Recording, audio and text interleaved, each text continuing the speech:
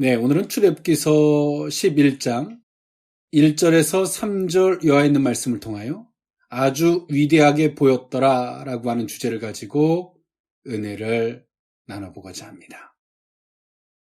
네, 우리는 어떤 말들을 할 때 누군가에게 무시받는 말이 아니라 그 말이 가장 가치 있고 존중받고 싶어하는 마음은 인지상정일 것입니다. 그런데 우리가 그 말에는 우리가 권위를 얻을 때만이 그러한 결과물을 얻을 수 있습니다. 어느 분야의 전문가, 학위를 취득하고 그 분야의 일에 뛰어나리만큼의 종사를 한 사람은 그 일의 전문가라고 칭하죠. 전문가라고 하는 그 칭호 앞에 그 말에는, 그 분야의 그 말에는 특별한 권위를 얻게 됩니다. 오늘 우리 인생도 마찬가지입니다. 우리가 하는 말들에 대한 권위, 누군가를 통해서 그 말의 권위를 얻을 때 우리가 하는 말에는 가치가 있고 존중받게 되죠. 근데 오늘 우리가 하는 말에 대한 부분이 과연 권위를 얻을 수 있는가? 그것은 우리가 한번 좀 돌아볼 필요가 있습니다.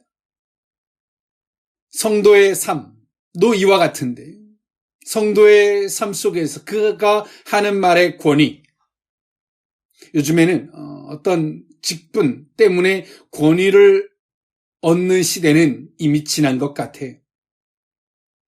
어떤 직분이 있지만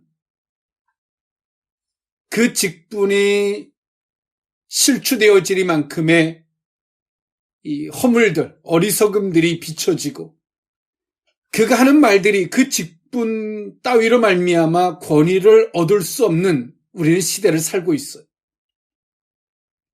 성도들의 하는 말의 권위, 그것은 하나님이 그들을 인정해주고 그가 하는 말에 하나님의 증거가 뒤따를 때 우리는 그 말로써 누군가에게 하나님이 함께 하심을 통하여 권위를 얻고도 부족함이 없게 될 줄 믿습니다.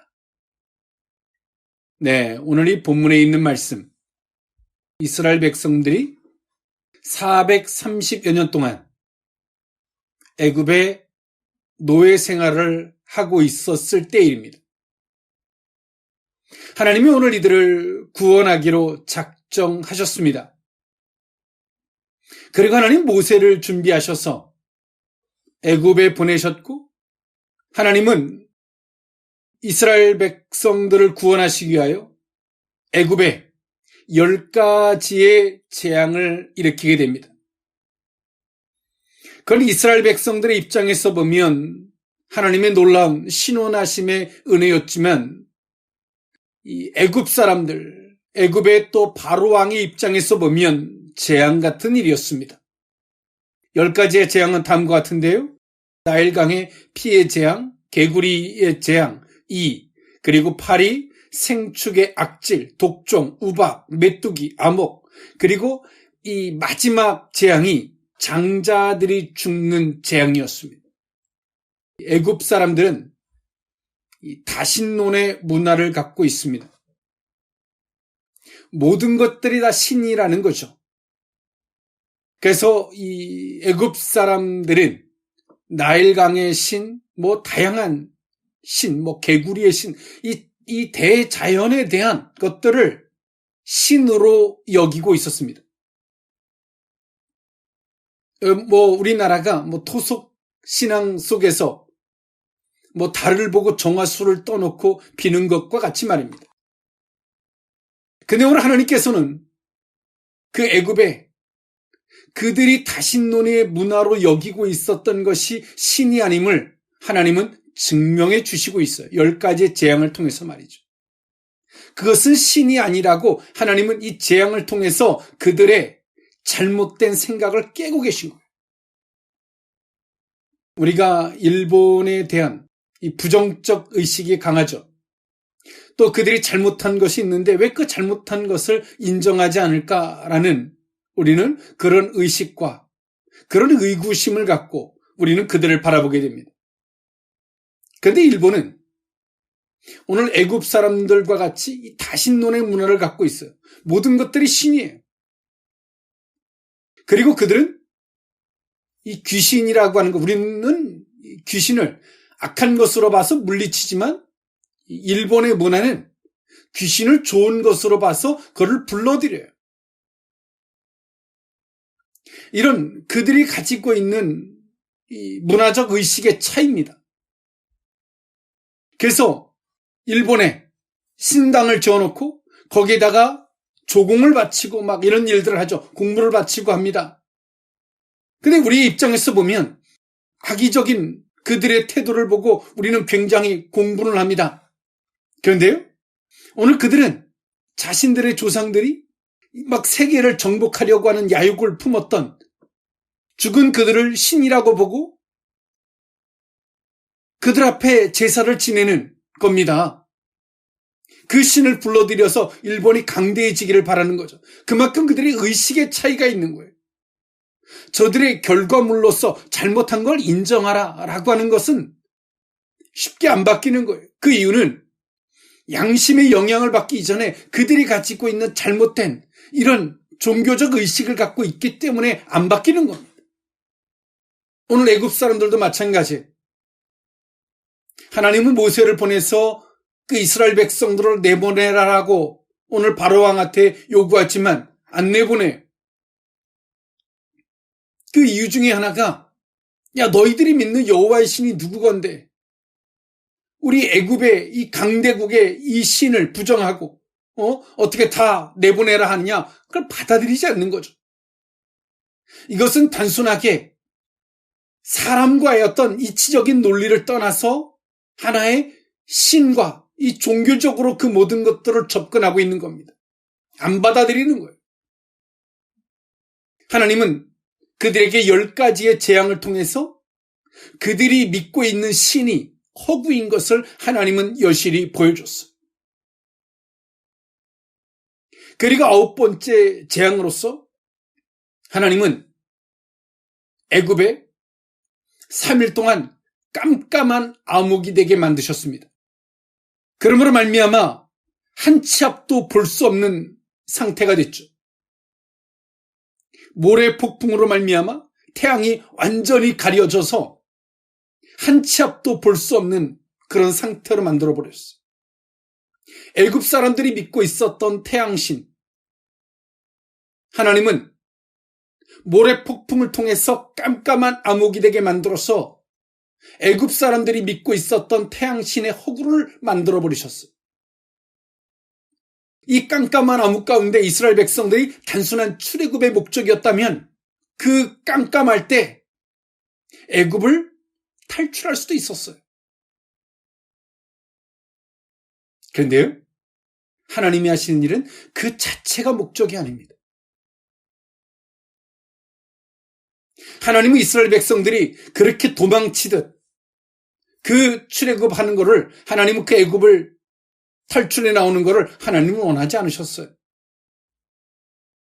하나님은 이스라엘 백성들을 430여 년 동안 그 애굽에 갖다 놓으신 이유는 그들이 죄악을 범하고 그들이 하도 어리석기에 그들을 연단하고 깨우쳐서 하나님은 단련하고 변화시키시려고 하나님은 그 애굽에 갖다 놓으셨을 뿐이지, 원래는 하나님은 이스라엘 백성들은 애굽 사람들이 아니었죠. 그리고 하나님은 이 10가지의 재앙을 통해서 이 재앙을 일으키는 모세를 위대하게 만들어줬습니다. 그 전까지는 모세는 이스라엘 백성들의 사람을 죽이고 또 애굽 사람을 죽인 살인자였습니다. 그리고 애굽을 도망친 도망자였죠. 그러나 그 모세가 다시금 돌아왔을 때 그 모세는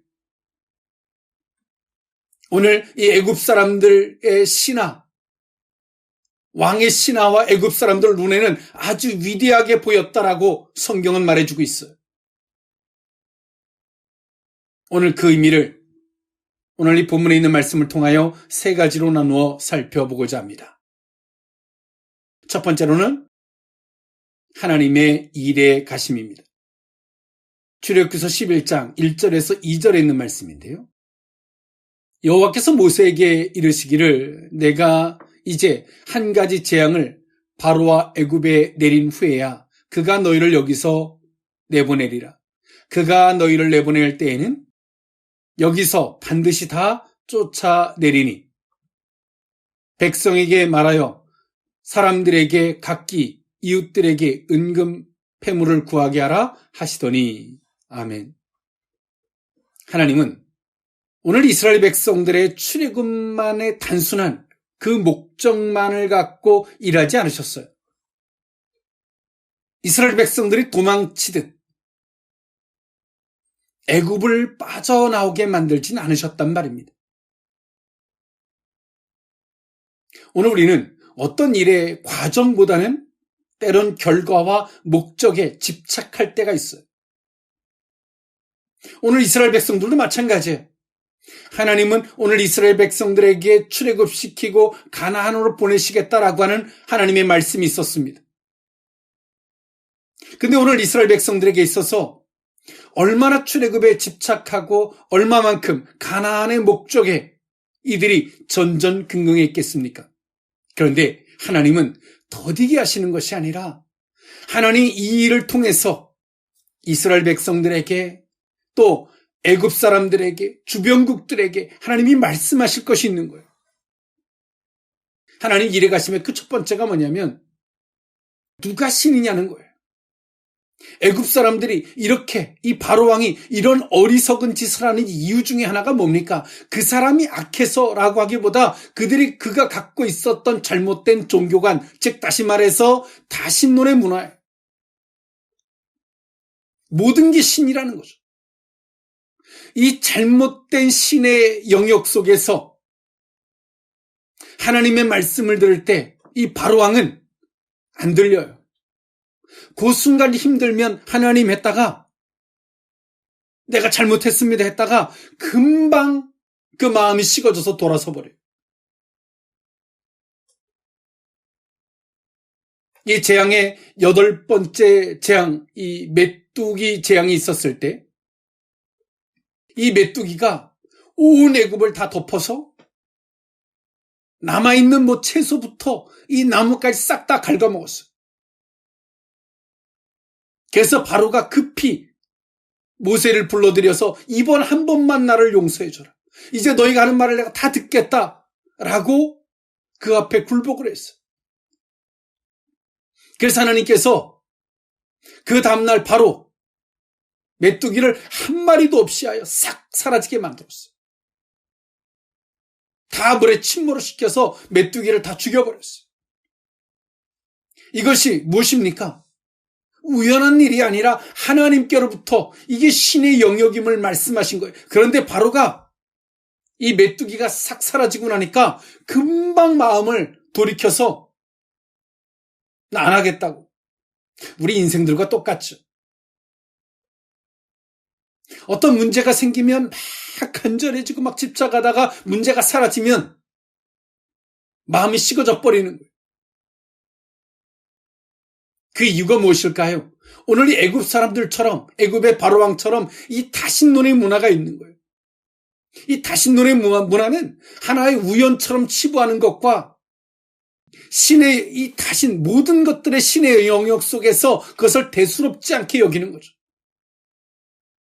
하나님은 오늘 이스라엘 백성들이 어찌 보면 출애굽 속에서 지금 당장 했으면 좋겠는데 이렇게 하나님은 이 10가지의 재앙을 통해서 몰고 가셔요. 그 속에서 오늘 이스라엘 백성들의 입장에서 보면 조급하지만 하나님의 일에 가심을 잘 살펴보면 그 속에는 무엇이 숨겨져 있습니까? 이스라엘 백성들을 당당하게 하시는 거예요. 도망치듯 가는 것이 아니라 당당하게 받게 하는 거죠. 당당하게 애굽을 나갈 수 있게 만들어주는 거예요. 당당하게. 여러분, 하나님을 믿는 것을 우리는 부끄럽게 생각하고 감추고 믿는 게 아니에요. 하나님은 당당하게 믿게 하세요. 그리고 하나님 덧붙여서 그 이스라엘 백성들에게 말씀하십니다. 애굽 사람들에게 은금과 폐물들을 그들에게 당당하게 요구하라고 말씀하십니다. 그 이유가 뭘까요? 이 9가지의 재앙 가운데서 이스라엘 백성들은, 모세는 아주 위대한 사람이었고 이스라엘 백성들은 하나님이 정말 이 천지 만물을 창조하신 그 하나님이 이스라엘 백성들을 얼마나 끔찍이 사랑하는 것을 아끼는지를 깨달은 그 애굽 사람들은 그 이스라엘 백성들이 요구하면 뭐든지 줄 수밖에 없는 그런 상태가 된 거죠. 하나님이 이렇게 간섭해주기 이전까지는 이스라엘 백성들은 노예였습니다. 즉 사람이지만 사람 취급을 받지 못하는 하나의 재산에 불과한 사람이었다는 겁니다. 그런데 하나님은 이 10가지의 재앙을 통해서 오늘 이스라엘 백성들에게 뭘 줬습니까? 당당함을 갖게 해주셨어요. 오늘 이스라엘 백성들이 한 게 아무것도 없는데 하나님이 이런 재앙을 통해서 애굽에 내림으로 말미암아 오늘 그 이스라엘 백성들이 하나님 앞에 얼마나 사랑받는 존귀한 자인지를 하나님이 증명해 주셨어요. 여러분, 때로 우리는 어떤 일에 목적만을 갖고 있으면 빨리 그것만을 되기를 바라는 이 집착과 조급함이 있어요. 그런데 하나님은 이 도적질하듯 어떻게 빨리 그것만을 집착해서 이루어지는 것보다 하나님이 과정을 통해서 당당하기를 하나님이 원하시는 거예요. 존귀하기를 하나님이 원하시는 겁니다. 오늘 이스라엘 백성들이 노예였다가 그냥 엑소더스 했으면, 탈출했으면 어떻게 됐을까요? 이들은 그냥 노예에 불과한 자들입니다. 그리고 애굽을 야반 도주한 자예요. 그런데 하나님께서 이 10가지의 재앙을 통해서 오늘 하나님 이스라엘 백성들에게 뭘 주고 있습니까? 과거에 430여 년 동안의 노예 생활에 대한 그 수치를 물러가게 해주시는 거예요. 부끄러움을 물러가게 해주시는 거예요. 도망가는 것이 아니라 당당하게 나아갈 수 있도록 하나님이 길을 열어주시는 거예요. 여러분 알고 계십니까? 이처럼 하나님의 일에는 분명히 하나님이 약속하셨어요. 말씀하셨어요. 그러나 하나님의 그 일에는 우리가 잘못 생각하면, 조급해지면 어떤 문제가 발생되어지냐면 하나님께서 왜 더디게 해서 이렇게 힘들게 하실까라는 생각을 할 때가 있어요. 저부터도 마찬가지입니다. 그러나 그 이면에는 오늘의 본문에 있는 말씀과 같이 우리로 말미암아 당당하게 하시고 존귀하게 하시고, 그리고 하나님의 일에 순종하고 나아가는 자들은 도망가고 쫓겨가는 것이 아니라 주의 말씀에 순종하는 믿음의 발걸음이 되게 해주신다는 사실입니다. 그런데 오늘 이스라엘 백성들의 입장에서 보면 빨리 여기를 벗어나고 싶은 마음이 있었겠죠. 애굽 사람들의 입장에서 어땠을까요? 저 징글징글 맞은 저들 빨리 가버렸으면 좋겠다는 생각을 했을 겁니다. 그런데 하나님은 더딘 것처럼 보이지만 그 과정에서 일하심을 통해서 애굽 사람들이 얼마나 잘못했는지, 그리고 더 이상 이들은 노예가 아니라 하나님의 사람이라는 사실을, 그리고 이스라엘 백성들이 그들에게 은금과 폐물을 요구함 속에서 오늘 이들이 얼마나 당당한 존재인지를, 존귀한 존재인지를 인식시켜줬습니다. 이것이 하나님의 일해 가심입니다. 그런데 오늘 우리는 그 하나님의 일해 가심을 목적주의나 조급함이나 하나님이 왜 이렇게 일하실까에 대한 과정을 통해서 주의 음성을 듣고자 하지 않으면, 주의 뜻을 살피고자 하지 않으면 하나님을 오해하게 되고, 하나님이 이렇게 이런 재앙을 일으키시고 이스라엘 백성들을 신원해도 못 깨닫는 거죠. 불편한 거예요.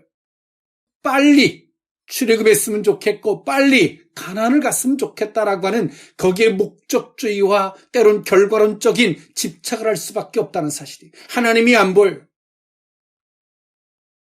사랑하는 성도 여러분,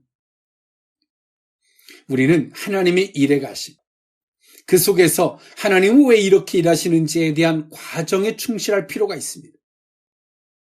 우리가 때론 누군가에게 무시를 당하고 때론 노예 같은 인생을 살게 하는 사람들도 하나님이 있습니다.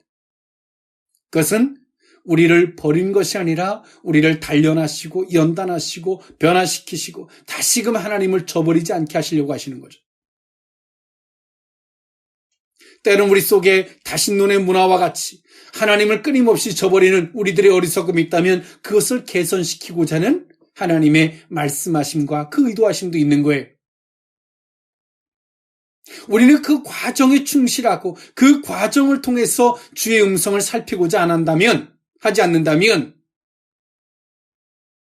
우리는 하나님을 오해하고 하나님을 모른다고 부정할 수밖에 없다는 사실입니다. 그러나 분명한 사실은 하나님은 택한 백성들과 함께하길 원하고 계시고 하나님은 그들에게 약속하신 것을 조목조목 지켜 이행하시는 과정의 하나님이 되신다는 사실을 기억하는 저와 여러분일 수 있기를 원합니다. 아주 위대하게 보였더라. 두 번째 의미는 신이 함께하는 사람입니다. 출애굽기서 11장 3절에 있는 말씀인데요. 여호와께서 그 백성으로 애굽 사람의 은혜를 받게 하셨고 또 그 사람 모세는 애굽 땅에 있는 바로의 신하와 백성의 눈에 아주 위대하게 보였더라. 아멘. 네, 이건 애굽 사람의 시각에서 한 표현인데요. 애굽 사람들이 모세가 위대하게 보인 거예요. 이때 당시에는 모든 것들이 신이었고 이때 당시에 바로왕, 애굽의 왕도 신이었습니다. 근데 애굽의 백성들과 신하들이 그 바로왕, 이 신인데 그 신이 모세 앞에 쩔쩔매는 걸 봐요. 그러니까 오늘 이들 속에 어떻게 보이겠어요? 모세가 아주 위대하게 보인 겁니다. 요즘에 이념 논쟁이 너무 심합니다. 그러나 우리가 60년 넘게 이 이념 논쟁이 해결되지 못하고 있어요. 그러나 너무나 가슴 아픈 일이에요. 그러나 이 이념 논쟁을 한 방에 잠재울 수 있는 게 있습니다. 모든 이념 논쟁의 그 출발지는 신을 인정하는 것과 신을 인정하지 않는 데서부터 출발되어졌거든요. 오늘 이 모든 이념의 논쟁은 아주 심플하게 정리될 수 있는 것은 하나님의 살아계시고 하나님은 지금도 역사하신다라고 하는 것을 증명해 보이면 돼요. 오늘 이스라엘 백성들은 여호와의 신을 섬기고 있었습니다.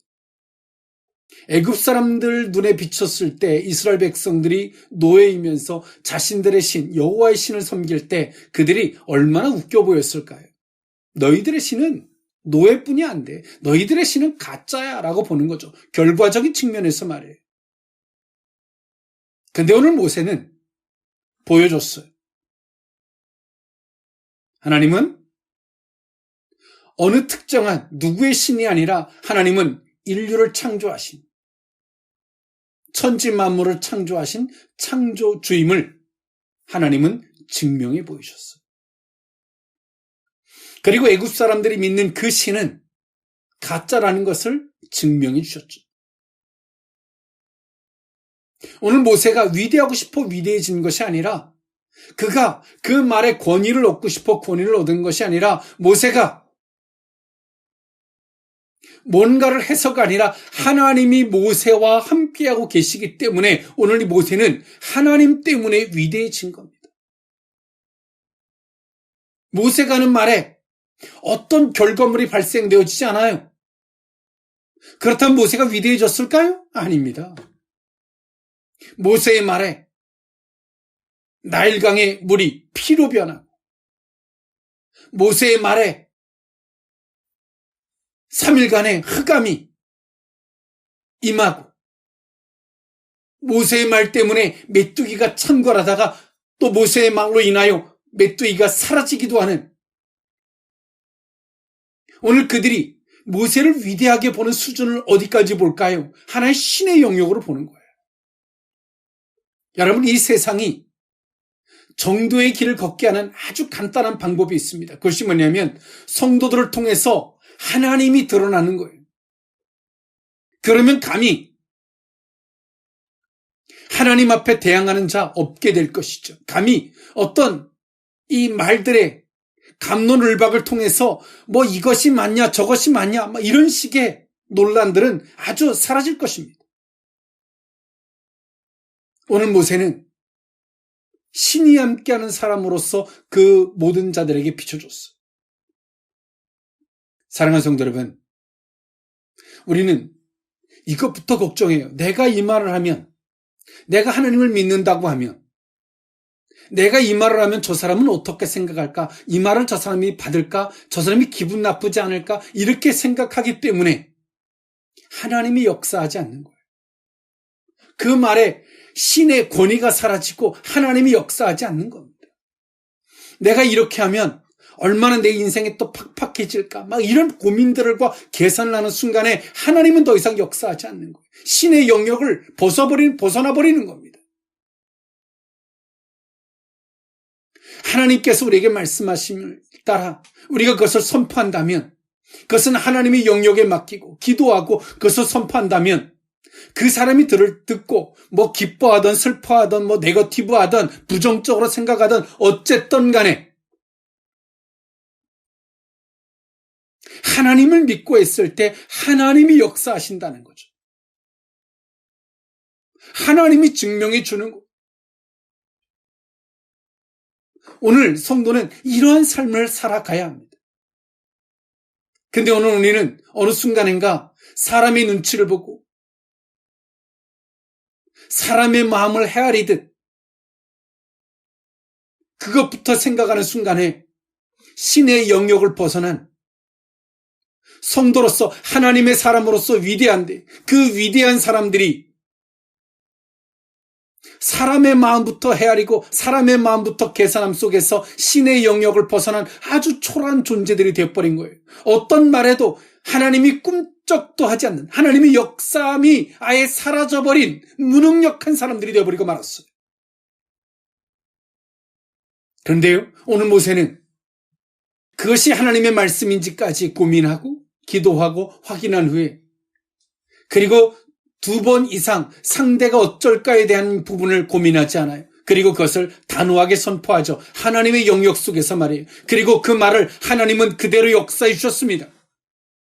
그리고 모세는 그들에게는 뭐가 됐을까요? 신이 됐고, 그들에게 신이 함께하는 사람이 된 겁니다. 사랑하는 성도 여러분, 오늘 우리는 때론 부모로서의 권위, 우리가 직장에서의 직분으로서의 어느 위치에 대한 권위, 일상의 삶 속에서 우리 친구든 벗이든 많은 사람들 가운데 있는 우리의 말의 권위, 여러분 어떻습니까? 그 권위가 지켜지고 있습니까? 그 권위는 많은 말의 설명 따위가 필요 없습니다. 그들을 이해시키기 위해서 많은 것들을 가지고 와서 주석을 달듯 설명할 필요가 없어요.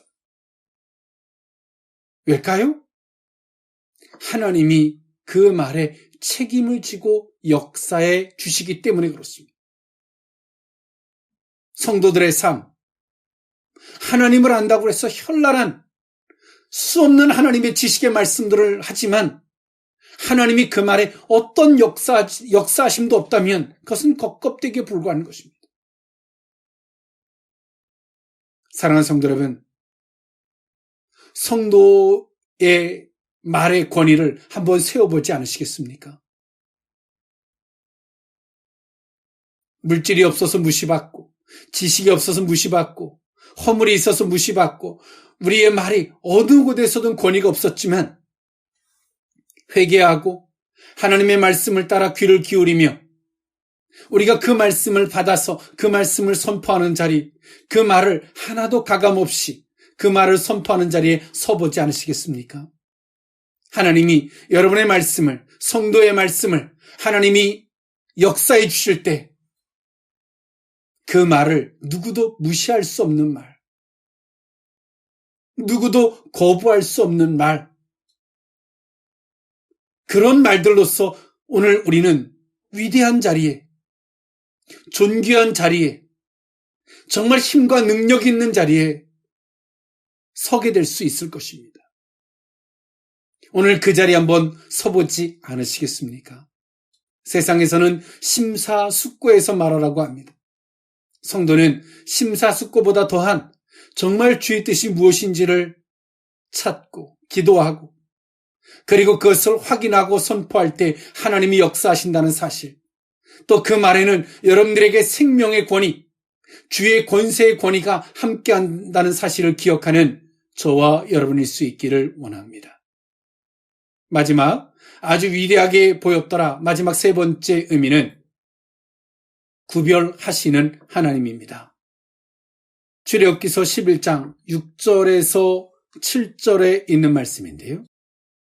애굽 온 땅에 전무후무한 큰 부르짖음이 있으리라. 그러나 이스라엘 자손에게는 사람에게나 짐승에게나 개 한 마리도 그 혀를 움직이지 아니하리니 여호와께서 애굽 사람과 이스라엘 사이를 구별하는 줄을 너희가 알리라 하셨나니. 아멘. 이제 하나님은 마지막 10번째 재앙을 일으키시는 것을 앞두고 하셨던 말씀입니다. 이 계속되는 하나님의 기적과 이 바로 왕의 하나님을 기만한 그런 하나님은 한편으로는 참아주시죠. 그 속에서 이스라엘 백성들이 그냥 출애굽하면 애굽에서 물들어버린 다신눈의 문화가 아직 이 이스라엘 백성들 속에 있거든요. 여러분 그렇지 않겠습니까? 오늘 우리가 하나님 내가 한번 구원을 하나님 앞에 나아가고자 하는데 정말 심플하게 슉 나가면 얼마나 좋아. 그런데 하나님이 거기서 많은 것들을 겪게 하세요. 그 이유가 뭐예요? 그 이유를 겪어야지만이 다시금 뒤를 돌아보지 않아요. 오늘 이스라엘 백성들도 마찬가지죠. 아무 이런 과정이 없이 슉 하고 출애굽했다면 오늘 이스라엘 백성들은 어떻게 됐을까요? 애굽에서 길들여졌던 이 다신눈의 문화들, 세상의 문화들, 가다가 조금만 힘들거나 문제가 생기면 휙 뒤를 돌아다보고 그것들을 그리워하겠죠. 그것이 똥인지 된장인지를 확실하게 구분 지으면 다시금 뒤돌아보진 않을 겁니다. 하나님은 이제 마지막 10번째 재앙을 애굽에 내리려고 하십니다. 그 애굽의 장자들을 다 죽이는 겁니다. 이 고대 사회에서는 이 가문의 대표자로서 가장 존중되는 장자들이 모두 죽임을 당한다는 것은 이거는 지옥과도 같은 일이었습니다. 근데 오늘 하나님께서는 이 10번째 재앙을 앞두고 계신 거예요. 그러면서 하나님 말씀하세요. 이 일로 애굽 사람들과 하나님의 사람들을 구별할 것이라는 거죠. 지금까지 10가지의 재앙을 일으키시면서 하나님은 이스라엘 백성들에게는 하나도 해를 입지 않게 하셨어요. 애굽 사람들에게만 그 재앙을 입게 하셨죠. 그리고 하나님은 이 10번째 이 장자들의 죽음을 통해서 하나님은 말씀하십니다. 애굽 사람과 이스라엘 사이를 구별하는 줄을 너희가 알리라. 여러분, 성도는 우리가 똑같은 육체의 옷을 입고 이 사회라는 공동체 속에서 저들과 다를 바 없는 똑같은 옷을 입고 똑같은 삶을 살아가요. 저들과 우리와의 이 특별한 구별을 우리가 나는 성도입니다. 나는 교인이고요. 나는 하나님을 믿는 사람입니다. 라고 말하기 이전까지는 구별이 잘 안 가요. 그런데 하나님은 이 10번째 재앙을 통해서 분명히 구별하시겠다라고 말씀하세요. 누가 하나님을 따르는 사람인지, 하나님을 믿는 사람인지, 누가 하나님을 대적하고 부정하는 사람인지를 철저하게 구분짓겠다라고 말씀하세요. 하나님은 이처럼 우리의 삶을 구별하시는 하나님이 되세요. 나는 어디에 속한 사람인가에 대한 부분을 분명히 아시는 거죠. 우리가 아파트에 살면 차에다가 그 아파트의 마크를 달아놓죠. 그리고 들어가면 그거를 센서가 인식해서 차단기가 내가 어디 왔다 하지 않아도 자동으로 열려줘요. 오늘 우리가 어디에 속한 사람인지를 하나님이 분명히 아시겠다는 거예요. 이 일로 말미암아. 사랑하는 성도 여러분, 우리가 어디에 속한 사람입니까? 세상에 속한 사람은 세상의 뉴스나 세상에 하는 말들이 우리의 전부 다가 됩니다. 그런데 하나님께 속한 사람은 세상에서 어떤 이야기들을 하더라도 그것을 100%로 받아들이지 않아요. 여지를 남겨놓고 하나님 보시기 어떤지, 하나님이 어떠한 뜻하심이 있고 어떤 이유가 있는지, 당신의 의도가 무엇인지 하나님의 안목에서 최종적인 판단을 받고자 해요. 이것이 하나님께 속한 사람입니다. 우리가 직장 생활을 해요. 밥을 먹으러 갑니다. 막 다 뒤섞여 있어요. 어느 직장에 속해져 있는지 몰라요. 근데 밥을 먹고 자기 직장으로 다 되돌아갈 때 보면 그 사람이 어느 직장에 속해져 있는지를 분명히 지죠. 사랑하는 성도 여러분, 하나님께 속해져 있는 사람입니까? 그렇다면 우리는 모든 일에 하나님의 뜻하심을 살피고 그 의도하심이 무엇인지를 살피는 저와 여러분이 되어야 할 줄 믿습니다. 하나님은 오늘 이 모세를 그 애굽 사람들에게 위대하게 만들어 주셨어요. 우리의 권위가 때론 하나님의 단련하심 앞에, 때론 이 세상 것들을 갖지 못함 속에서 우리가 아주 초라해 보일 수 있는 우리의 권위가 땅바닥에 떨어져 있을 수 있습니다. 근데 오늘 모세와 같이 하나님의 뜻을 알고 하나님의 뜻을 따라 발걸음을 옮기는 그 발걸음이 될 때 오늘 하나님은 모세를 아주 위대한 사람이 되게 만들어 주셨습니다. 사랑하는 성도 여러분, 오늘 이 자리에 서보지 않으시겠습니까? 하나님이 함께하는 사람의 자리에 서보지 않으시겠습니까? 여러분의 하는 말에 하나님이 책임져 주는 값싼 누군가의 수다의 말이 아닌 내 말을 누군가에게 이해시키고 통찰시키기 위해서 수많은 많은 말들을 끌고 들어와서 막 주저리 설명하는 것이 아닌 나는 단 한마디를 했을 뿐인데 그 말에 하나님이 역사해 주시는, 하나님이 일해 주심이 있는 이 권위의 자리에 서보지 않으시겠습니까? 오늘 성도의 자리는 아주 위대한 자리입니다. 성도의 자리는 하나님이 일해 가심이 있는 자리, 하나님이 신이 함께하는 위대한 자리, 성도들이 서야 할 자리는 하나님이 구별하시는 그 자리가 속해져 있는 그 하나님께 속해져 있는 그 자리가 오늘 우리가 있어야 하는 자리라는 사실을 기억하는 저와 여러분일 수 있기를 원합니다. 기도하겠습니다. 사랑의 하나님, 때론 하나님이 우리를 단련하시고 연단케 하시기 위하여 낮추시고 부끄럽게도 할 수 있었지만 그러나 우리는 하나님의 사람인 것을 믿습니다.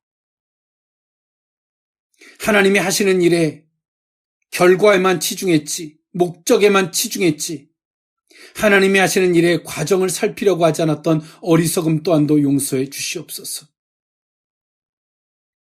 하나님의 일에 가심에 과정을 살필 수 있는 영적인 성숙함이 있게 하시고 오늘 우리가 이 세상의 말을 흉내내는 레코더가 아니라 앵무새가 아니라 하나님의 뜻하심을 의도하심을 살피고 그 의도하심을 선포할 수 있는 자리, 신이 함께하는, 하나님이 함께하는 그 자리에 서게 하여 주시옵소서. 그러므로 하나님, 하나님께 속한 자로서 어느 자리에서든 아주 위대해지는 존귀한 자리에서는 우리 모두로 삼아 주옵소서. 축복하옵고 예수님의 이름으로 기도하옵나이다. 아멘.